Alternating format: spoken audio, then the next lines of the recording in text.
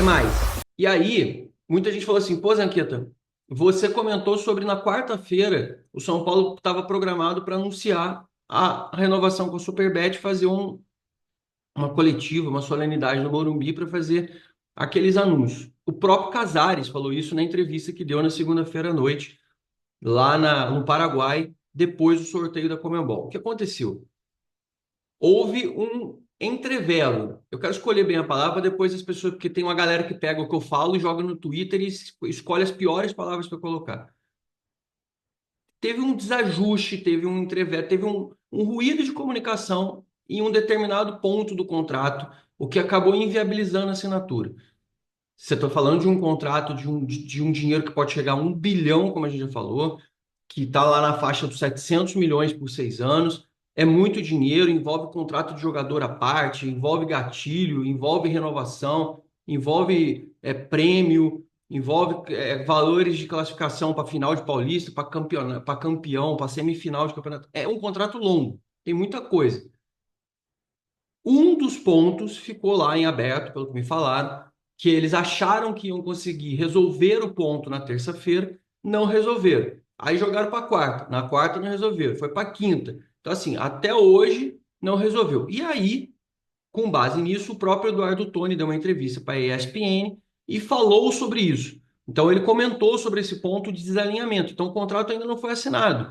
É, ele próprio usou o termo, vou ler aqui o que ele falou para vocês, para poder explicar e ficar mais claro para vocês sobre essa questão de como está a entrevista que ele deu para a ESPN. Aí ele colocou aqui: a gente costuma dizer que só consideramos realizado quando o contrato estiver assinado, ou seja, não assinou. Ainda temos algumas questões a serem alinhavadas e definidas, mas está muito próximo. A gente acha que só que se acontecer um cataclisma a gente não vai assinar. É o mesmo papo de antes, está tudo combinado, mas não está assinado.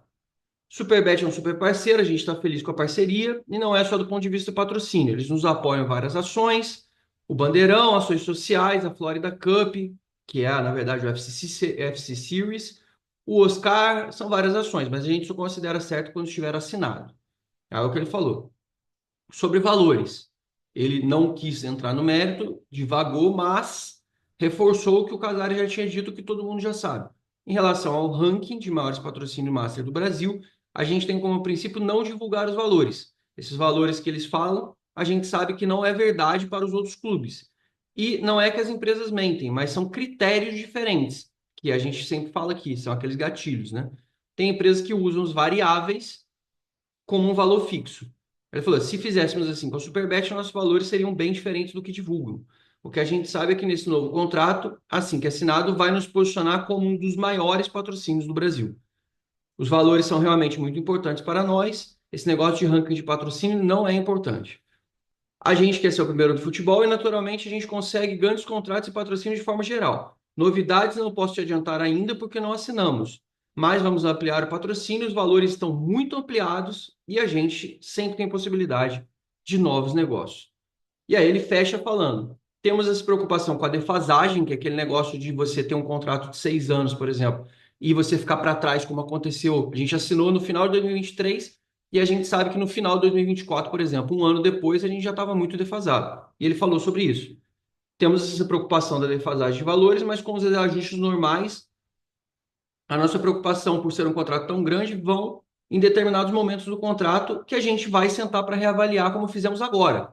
Essa é uma resposta interessante. Por quê?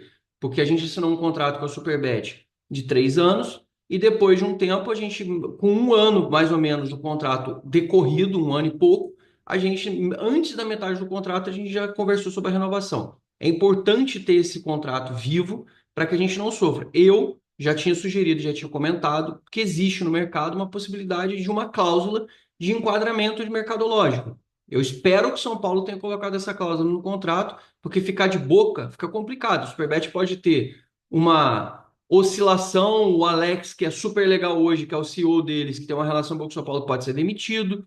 Enfim, um monte de coisa pode acontecer. Preto no branco, vale o que está no papel. Se não valeu o que está no papel, não adianta a gente ficar contando, como eu sempre falo, com o ovo no rabo da galinha, porque se não tiver, você vai ficar depois contando e vai ficar chupando o dedo e a gente vai ser prejudicado por um contrato muito longo. Essa preocupação muitos torcedores externaram, eu também tenho. Então temos que ver o contrato e saber como que foi feito. E ele continua, para finalizar aqui, o que posso dizer é que não vamos fazer um negócio comprometendo as finanças do São Paulo por 6 anos. Queremos ver, né, Tony? Porque não se sabe se você vai continuar depois, você é um funcionário, a gente não sabe como é que vai acontecer depois.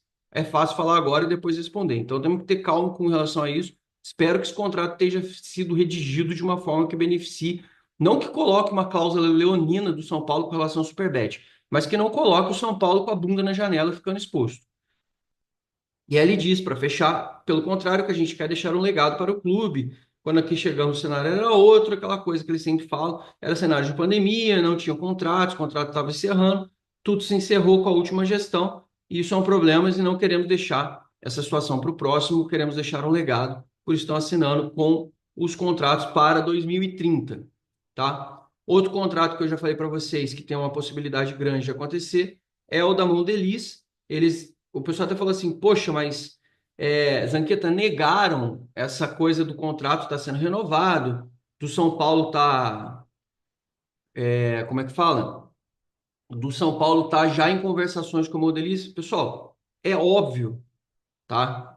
É óbvio que essa conversa já está acontecendo. Quem respondeu isso sobre o contrato já está sendo negociado sobre renovação foi uma gerente lá deles, uma diretora.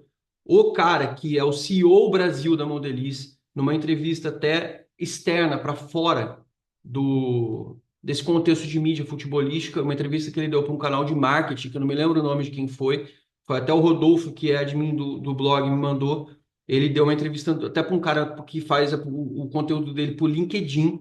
Ele falou há mais de 6 meses atrás que o São Paulo e ele já falavam sobre uma possível renovação e que sim, caminha para que aconteça uma coisa. Ele não chegou a falar sobre termos ou quantidade de anos, etc., mas falou sobre vontade, sobre o sucesso do case e sobre sim, essas conversas, obviamente, serão conversas pertinentes sobre o futuro do que pudesse acontecer, do que pudesse vir ali por diante, tá?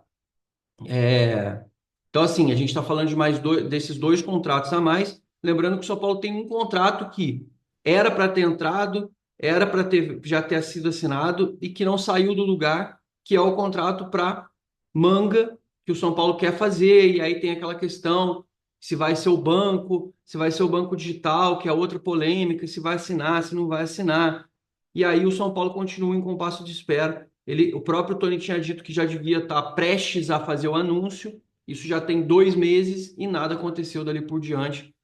E eu acho que assim, a gente está falando sobre os patrocínios, a gente está falando sobre renovações, mas um ponto que está em aberto para mim e que é descoberto e que o São Paulo é muito infeliz, tá? Muito infeliz de verdade, para não usar outra palavra, podemos até usar incompetente, é no plano do sócio-torcedor, que é uma coisa que realmente é lamentável. O plano do sócio-torcedor do São Paulo é muito ruim.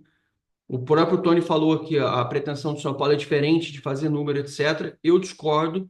Eu acho que tem que ter um equilíbrio. Eu acho que você tem que ter um meio termo entre as duas coisas. Um, pensar na torcida. Dois, pensar no dinheiro. E três, você fazer um meio do caminho aí para quem não mora em São Paulo, para quem só visa ingresso. Eu acho que isso é o respeito pelo torcedor de São Paulo. Ah, você está falando isso porque você mora fora, Zanqueta. Sabe quantidade de torcedor de São Paulo que mora perto e que mora longe?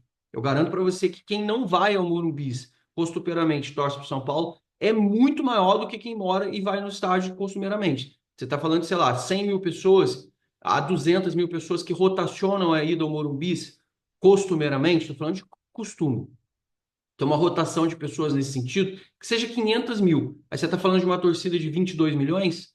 Faz a conta. Então, assim, no final das contas, você tem que pensar mais em quem está do lado de fora, mais em quem não olha só para o plano, porque quer comprar um ingresso mais barato, porque quer ter essa vantagem, porque eu vejo muita gente falando assim, ah, eu pago para fazer isso. Aí você só vê essas pessoas falando quando não consegue comprar o ingresso ou quando não está indo também precisa melhorar, porque a pessoa não pode só comprar o plano sócio-torcedor por uma vantagem de ingresso. Precisaria ter coisas melhores e a gente já falou sobre isso. O plano sócio-torcedor de São Paulo deixa a desejar em muito e é um negócio muito ruim, muito negativo. E eu não gosto muito disso. É um negócio que me incomoda profundamente, porque eu acho que passa pelo respeito ao torcedor de São Paulo e quando o próprio clube não respeita o torcedor, a coisa tá feia, o negócio é muito complicado.